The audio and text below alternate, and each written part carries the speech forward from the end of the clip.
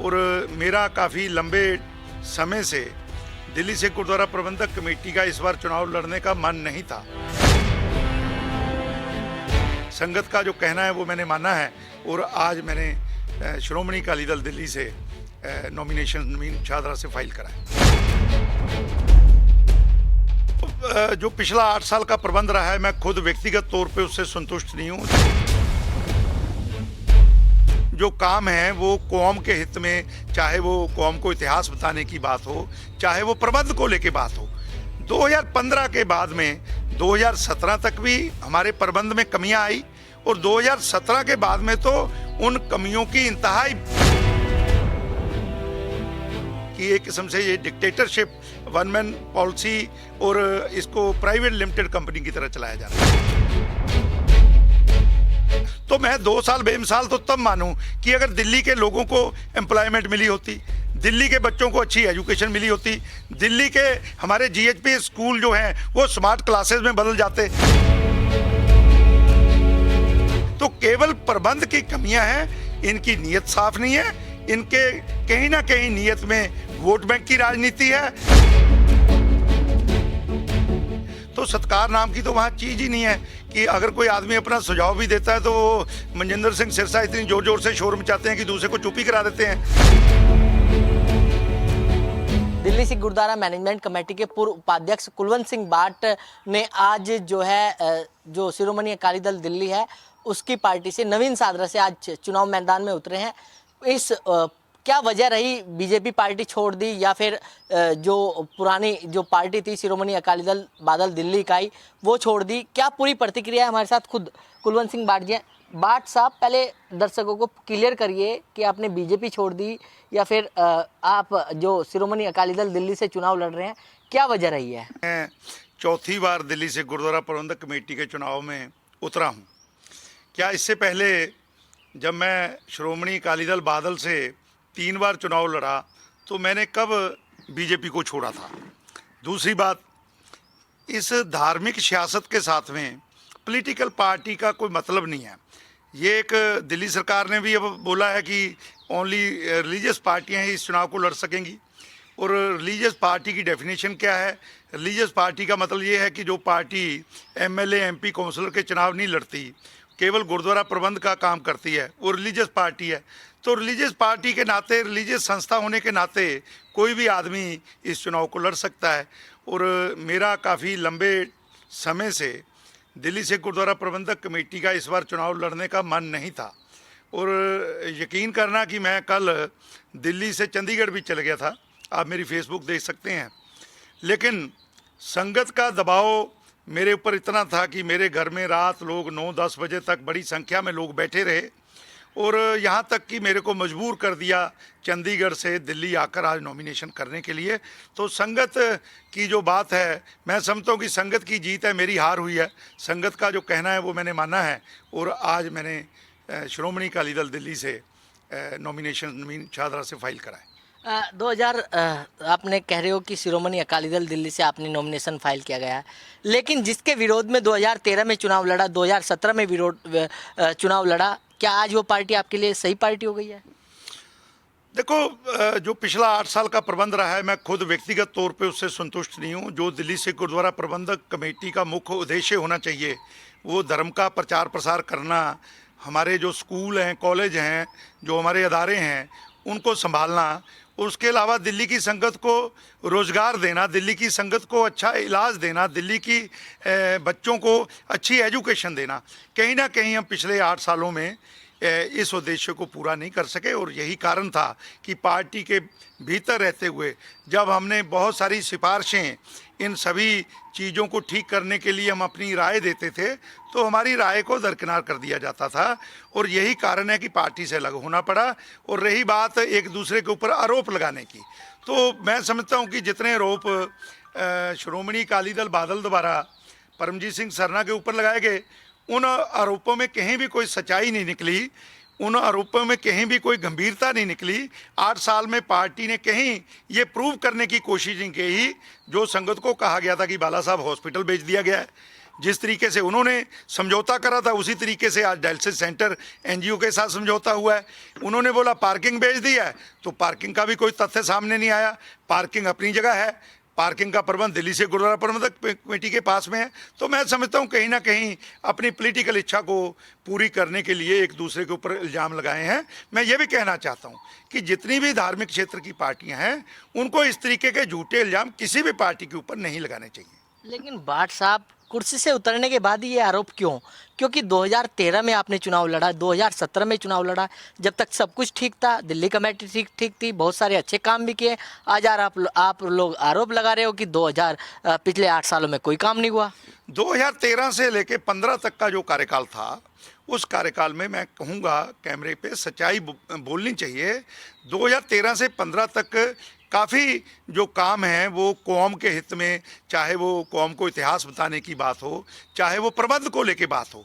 2015 के बाद में 2017 तक भी हमारे प्रबंध में कमियां आई, और 2017 के बाद में तो उन कमियों की इंतहाई बीत गई कि प्रबंध में इस तरीके की बातें जो आज तक दिल्ली से गुरुद्वारा प्रबंधक कमेटी के इतिहास में कभी नहीं सुनी थी, उस तरीके से जो कमेटी की छवि है वो संगत में ख़राब हुई। उसको भी हमने किसी तरीके से ठीक करने की कोशिश करी, लेकिन कहीं ना कहीं ये बात ज़रूर सामने आज 1.5 साल तो मुझे पार्टी छोड़े हुए हो गया, पद छोड़े हुए हो गया, क्योंकि हर बात को जो हमारे अच्छे मेंबर थे सभी मेंबरों की राय को एक तरफ रखकर ओनली वन मैन शो जो है वो काम चलता रहा। इस कारण से पार्टी से अलग होना पड़ा। क्या पार्टी पटल पर ये सारी चीज़ें जो आपने बताई हैं आज कैमरे के सामने, पार्टी पटल पर रखी थी आपने, क्या वहाँ भी अनसुना कर दिया गया? देखो, पार्टी के अध्यक्ष सुखबीर सिंह बादल साहब को कई बार बोला गया। जब मनजीत सिंह जीके का मामला आया तो उन्होंने एक कमेटी बनाई थी। उस कमेटी में हरमीत सिंह कालका भी थे, मैं था, परमजीत सिंह राणा थे, हरमनजीत सिंह, हरिंदर पाल सिंह जी। उस कमेटी ने जो फाइंडिंग करी थी वो फाइंडिंग सुखबीर सिंह बादल को दी गई थी, और बादल साहब ने तो कहा कि जो आपने सुझाव दिए, क्या था उसके अंदर? उसमें बहुत सारा प्रबंध को लेके था कि जिस तरीके से स्टाफ अननेसेसरी, चाहे वो अपने गनमैनों की बात हो, चाहे अपने दफ्तर में रखे हुए लोगों की बात हो, बहुत सारा प्रबंध को किस तरीके से ठीक करना, जो हमारे हेड ग्रंथी हैं उनको रोटेशन में करने की बात, पूरे स्टाफ को रोटेशन में करने की बात, दिल्ली गुरुद्वारा प्रबंधक कमेटी की चेस्ट में जो है वो 10 लाख से कम पैसा रखा जाए, सारा पैसा जो है वो सीधा बैंकों को जाना चाहिए, और ट्रांसपेरेंसी जो है वो संगत के सामने आनी चाहिए। तो कहीं भी ट्रांसपेरेंसी मैं आज भी आपके सामने कहूँगा, पिछले लंबे समय से हम क्योंकि कोविड करके कोई एग्जीक्यूटिव कमेटी की मीटिंग नहीं हो पाई, हम वहाँ से जो भी हिसाब किताब मांग रहे हैं हमारे को दिया नहीं जा रहा। तो क्या कहेंगे इसको कि एक किस्म से ये डिक्टेटरशिप, वन मैन पॉलिसी, और इसको प्राइवेट लिमिटेड कंपनी की तरह चलाया जा रहा है। अच्छा, 2 साल के कार्यकाल को आप किस तरीके से देख रहे हैं? क्योंकि दिल्ली कमेटी की तरफ से कहा जा रहा है कि 2 साल बेमिसाल। देखो, ये एक पॉलिटिकल नारा है। 2 साल बेमिसाल कहना, 2 साल बेमिसाल होते अगर दिल्ली के स्कूलों की एजुकेशन का जो प्रबंध है वो सुधर जाता, टीचरों को सैलरी मिल जाती, हमारे बच्चों की स्ट्रेंथ बढ़ जाती। स्ट्रेंथ उल्टा कम हुई है, 5000 बच्चा पहले से कम हुआ है। टीचरों को सैलरी टाइम से नहीं मिलना, बच्चों का स्कूल में एडमिशन ना लेना, ट्रांसफ़र पॉलिसी कोई नहीं है, सीनियरिटी लिस्ट कॉमन रखनी है या स्कूल की रखनी है, डिफरेंट स्कूल जो हैं हमारे डिफरेंट लोकेशन में हैं, वहाँ की पॉलिसी अलग होनी चाहिए। वसंत विहार इंडिया गेट में पढ़ने वाला बच्चा और तिलक विहार में या ढका धीरपुर में पढ़ने वाले बच्चे का कंपैरिजन कैसे करा जा सकता है? एक उदाहरण आपके कैमरे पे बोलूँगा, चंदर विहार में जो स्कूल बना हुआ है वहाँ की लोकेशन को देखकर फीस कम रखी गई है, और यही कारण है कि वहाँ हमारी स्ट्रेंथ 2500-3000 है। लेकिन जब हम दूसरे जीएचपीएस स्कूल की बात करते हैं तो कोई सुनने को तैयार नहीं है। तो मैं 2 साल बेमिसाल तो तब मानूं कि अगर दिल्ली के लोगों को एम्प्लॉयमेंट मिली होती, दिल्ली के बच्चों को अच्छी एजुकेशन मिली होती, दिल्ली के हमारे जीएचपी स्कूल जो हैं वो स्मार्ट क्लासेस में बदल जाते। मेरे को जब एजुकेशन का प्रबंध मिला तो केवल जीएचपीएस लोनी रोड और वसंत विहार का स्कूल जो है उसमें भी प्राइमरी सेगमेंट को हमने स्मार्ट क्लास में बदलने की जो श्रेय है मैं समझता हूँ कि वो मुझे मिलना चाहिए। वरना हमारे स्कूलों का इंफ्रास्ट्रक्चर इतना गिर चुका है कि पेरेंट्स हमारे स्कूलों की तरफ मुंह नहीं करते आज अपना बच्चा दाखिल कराने के लिए। तो मैं ये कह सकता हूँ कि दिल्ली के लोगों को अच्छा इलाज मिलता, दिल्ली के लोगों को अच्छा हॉस्पिटल मिलता, दिल्ली के लोगों को एजुकेशन मिलती, दिल्ली के लोगों को अच्छा प्रबंध मिलता, दिल्ली के लोगों को एम्प्लॉयमेंट मिलती, तो 2 साल बेमिसाल कहने में मुझे भी गर्व होता। आप पहले तो स्कूल की बात करी आपने, उन्होंने कहा कि टीचरों को पहली बार ऐसा हुआ है कि 40 करोड़ रुपया जो है 2 साल के अंदर टीचरों को दिया गया है। मैं आपको एक बात कहनी चाहूँगा, कमल जी, आप दिल्ली सिख गुरुद्वारा प्रबंधक कमेटी का चुनाव आ गया है, आप इसमें दिल्ली सिख गुरुद्वारा प्रबंधक कमेटी का एक शो करिए जिसमें परमजीत सिंह सरना, मनजीत सिंह जी के और मनजिंदर सिंह सिरसा प्रधान और बहुत सारे मेंबर भी इसमें आएंगे, संगत भी आएगी। आप उनमें अगर ये सवाल पूछें, मैं आपको बताना चाहता हूँ कि जब ये प्रबंध एजुकेशन का मुझे मिला तो 155 टीचर जो एडहॉक पे लगाए हुए थे, और मुझे जब प्रबंध मिला तो वो टीचर कम होकर 92 रह गए, जबकि पिछले 2-3 साल में जो रिटायरमेंट हुई हैं उनकी गिनती बढ़नी चाहिए थी। तो मैं ये साबित कर रहा हूँ कि प्रबंध अच्छा नहीं था, फालतू टीचर ओनली वोट बैंक को देखकर रखे हुए थे। अगर मेरे आने से 55-60 टीचर हट सकते हैं तो पहले क्यों नहीं हट सकते थे? तो केवल प्रबंध की कमियां हैं, इनकी नीयत साफ नहीं है, इनके कहीं ना कहीं नीयत में वोट बैंक की राजनीति है, अपने चहेतों को प्रमोशनें देने, एम्प्लॉयमेंट देने की बात है। मेरे छोड़ने के बाद आज भी 5 या 6 टीचर, जबकि कोविड के कारण स्कूल बंद पड़े हैं, लेकिन उन्होंने अपने जो उनके एम्प्लॉयज़ हैं, जो उनके राइट लेफ्ट रहते हैं, उनके परिवार के लोगों को नौकरियों पे रख लिया। तो इस तरीके के प्रबंध से हम क्या उम्मीद कर सकते हैं कि दिल्ली का जो कमेटी का प्रबंध, चाहे एजुकेशन का हो, चाहे वो अपना एम्प्लॉयमेंट का हो, कैसे सुधर सकता है? बिल्कुल, मौजूदा कमेटी तो पिछली कमेटियों पर आरोप लगाती है कि उनकी वजह से जो है कि स्कूल के अंदर इतने जो एम्प्लॉय भर्ती किए गए हैं, जिनकी वजह से दिल्ली कमेटी पर एक्स्ट्रा खर्चा जो है वो पड़ता है।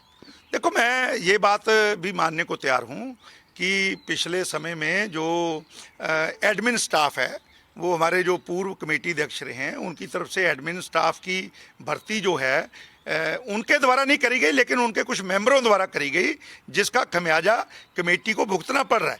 कैमरे पर सच्चाई बोलनी चाहिए, हमारे धर्म का काम है, लोगों के सामने सच्चाई जा सके, तो इस बात को भी नज़रअंदाज नहीं करा जा सकता। लेकिन सवाल इस बात का है कि 8 साल आपको मिले, आप लोगों ने क्या करा?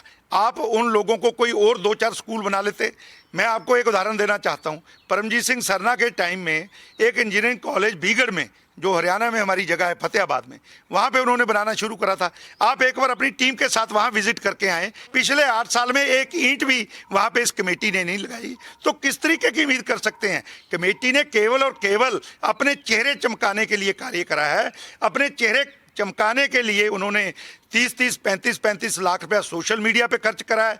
अपने चेहरे चमकाने के लिए, एमएलए बनने के लिए अपने क्षेत्र में 28-28 लाख की फिल्में दिखाई हैं, जबकि हमारे जैसे मेंबरों को केवल और केवल 100 लोगों का टिकट मिला और उनके क्षेत्रों में 28-28 लाख रुपया फिल्म दिखाने के लिए दिया गया। इस तरीके का प्रबंध रहा है। ये कौन सी फिल्म की आप बात कर रहे हैं? 4 साहिबजादे फिल्म जब रिलीज हुई थी तो सिख कौम में एक बहुत गर्व का विषय था कि वो जो फिल्म है अपने बच्चों को दिखाई जाए, और मैं भी इस बात का बड़ा पैरोकार हूं कि जो हमारे धर्म से संबंधित फिल्में हैं या जो इतिहास है वो अपने बच्चों को दिखाना चाहिए। लेकिन एक व्यक्ति विशेष को 28 लाख रुपया एमएलए का चुनाव जीतने के लिए मिल जाए और बाकी मेंबरों को केवल 10-10 हज़ार, 15-15 हज़ार रुपया मिले, ये कहाँ का इंसाफ है?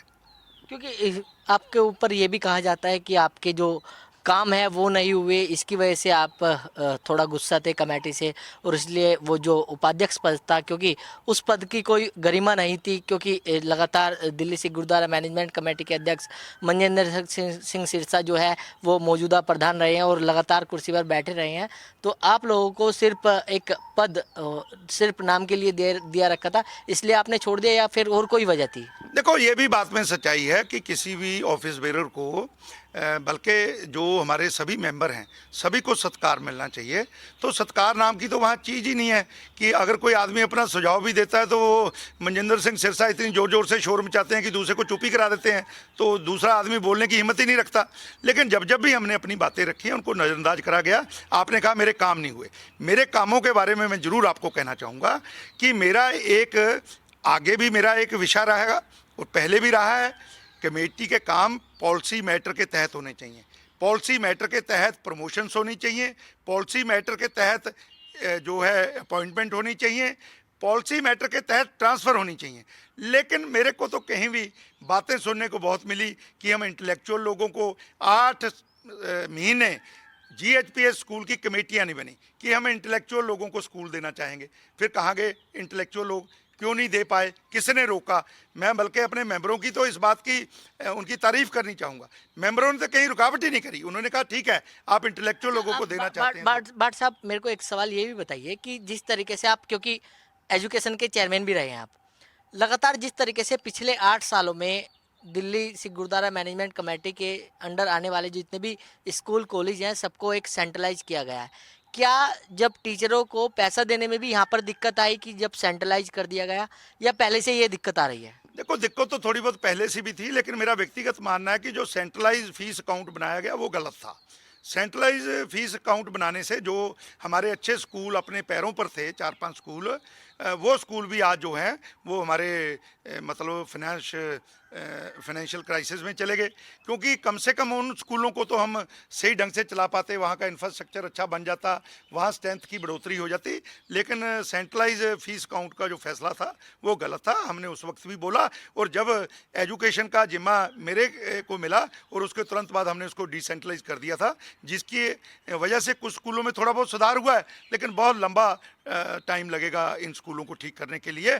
और विल पावर जब तक हमारी मजबूत नहीं होगी, जब तक हम ये भाई भतीजावाद और वोट बैंक की राजनीति को नहीं छोड़ेंगे, हमारे स्कूलों में ग्लोरी नहीं आएगी। अच्छा भाट साहब, मेरा आखिरी सवाल ये है कि 2013 में आपने और 2017 में जिस पार्टी के खिलाफ चुनाव लड़ा, जिस पार्टियों को आप ये कहते थे कि इस पार्टी ने पिछले प्रबंधक काम सही तरीके से नहीं किए, क्या 2021 के चुनाव में आप कार में बैठ के वो जो जीत है वो हासिल कर पाओगे? अकेला मैं कार में नहीं बैठूंगा, मेरे इलाके की गरीब जनता जिनको साइकिल नसीब नहीं होता उनको भी कोशिश करूंगा कार में बिठाने की। कार में बिठाने का मतलब ये नहीं है कि वो कार की सवारी करेंगे। कार में बिठाने का मतलब ये है कि उन मेरे इलाके में जितनी गरीबी है, मेरे इलाके में जितना मेरा वोट बैंक है, उसमें तकरीबन 30% वोट बैंक ऐसा है जो गरीबी रेखा से नीचे रहने वाले लोग हैं। उन के बच्चों के लिए स्कूलों में एडमिशन का प्रबंध हो सके, उनके इलाज के लिए कोई प्रबंध हो सके, उनके एम्प्लॉयमेंट के लिए कोई प्रबंध हो सके, मैं समझता हूँ कि ये कार की सवारी से ज़्यादा बेहतर है। और मैं ये कोशिश करूंगा कि मेरे इलाके में जो कमियां मेरे पिछले 8 साल में रही हैं उनको पूरा कराया जा सके। चैलेंजिंग मानते हो कुछ? कोई चैलेंजिंग नहीं है, लेकिन मैं गुरु साहब से डरकर एक बात कहूँगा कि जीत जो है वो संगत की होती है। मैं बाकी लोगों की तरह दमगज्जे नहीं मारूंगा कि मैं इतनी वोटों से जीत रहा हूँ। निश्चित तौर पे संगत का जो आशीर्वाद है वो मेरे को मिलेगा, और संगत की सेवा करने का जो तीसरी बार मौका है, जो 2 बार पहले मौका मिला उसमें अपने इलाके के लिए बहुत ज़्यादा दिल्ली गुरुद्वारा प्रबंधक कमेटी की तरफ से जो योजनाएं थी वो वहाँ नहीं पहुँच सकी, उनको वहाँ नहीं पहुँचाया गया, या एम्प्लॉयमेंट की बात है वो वहाँ के लोगों को नहीं दी गई। आज दिल्ली कमेटी में जो मेरी जानकारी है लगभग 800-900 एम्प्लॉइज़ पिछले 8 सालों में रखा है। अगर आप मेरे इलाके की बात करो तो मेरे इलाके से बड़ी मुश्किल से 4 या 5 लोगों को एम्प्लॉयमेंट मिली है। तो ये 800 लोग जो रखे हैं इन प्रधानों ने, ये कहाँ के लोग हैं? ये बाहर के लोग हैं या दिल्ली के लोग हैं? मेरे को तो इस पर भी डाउट है कि ये दिल्ली के लोग नहीं हैं, ये बाहर के लोग हैं जिनको इन्होंने रखा है। अपने जो उनके पीए हैं उनको 3-3, 4-4 प्रमोशनें दी गई हैं, फाइनेंशियल बेनिफिट्स दिए गए हैं। यहाँ तक मैं कहूँ कि एक पीए के साला साहब को, उनकी साली साहब को, उनके और रिलेटिव को 4 या 5 नौकरियाँ उनकी लगा दी गई अपने पीए की, और पीए को भी डीन बना दिया गया। तो मैं समझता हूँ कि केवल उन्होंने अपने जो एक कहावत है, अंधा बांटे रेवड़ियाँ मुड़ मुड़ के अपने अनु, उन्होंने इस कहावत पे काम किया है, और यही उनके लिए 2 साल बेमिसाल हैं। तो बिल्कुल ये थे कुलवंत सिंह बाट, जिन्होंने नवोदय टाइम्स पंजाब केसरी से खास बातचीत की। दिल्ली से कमल कुमार कंसल, नवोदय टाइम्स पंजाब केसरी टीवी।